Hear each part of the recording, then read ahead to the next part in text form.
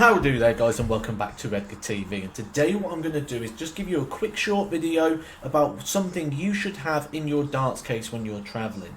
Now this is something that within the PDC I found that I personally don't need no more, and a lot of players don't need this due to the fact that the conditions that we play in are often absolutely pristine and perfect. But when you're out and about travelling in your pub leagues, super leagues, counties, things like that, you can get to certain venues where this is going to be needed, or even if you're a smoker, for example, and you need to go outside. Now, there is one player that still uses this on the tour. Now, if you look at a video I did last year, all you've got to do, see here at the top, Edgar TV darts case. If you type that in, you'll see this one here. What is in a professional dart player's case? And you'll see I've got Glenn Durant, Chris Dobie, Michael Smith, Adrian Lewis. Quite a couple of people sent me photos, so you can have a look and see what's in their case. So it's just there in the Edgar TV library. Glenn Durant was the player that still has this. But what is it and why is it important? So the product in question is hand warmers. Either a rechargeable one like this one, or a single use one where you can just use it and throw it away. You may have seen in my UK Open video, which I did a diary on when I played at Minehead, that when I'm walking to the venue I used to wear a really thick insulated glove to keep my hand warm. That is vital that we keep the hand warm.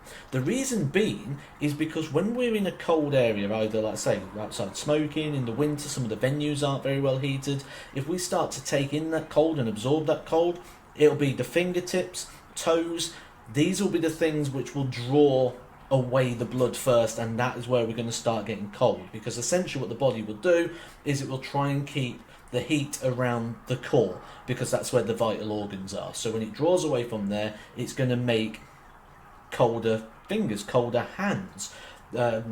What that's going to do is going to affect your touch, and obviously we're going to hold the dart in our fingertips, so it's going to affect that.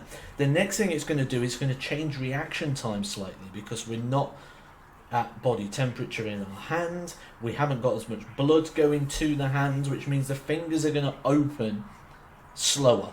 So that release is going to come off slower, the fingers are going to come off the dart, and essentially we're going to just drop a little bit lower with that throw. Some of you may notice you actually play better in the summer leagues and have probably never really considered this factor, that actually having a hand warmer in the case could be a vital way forward.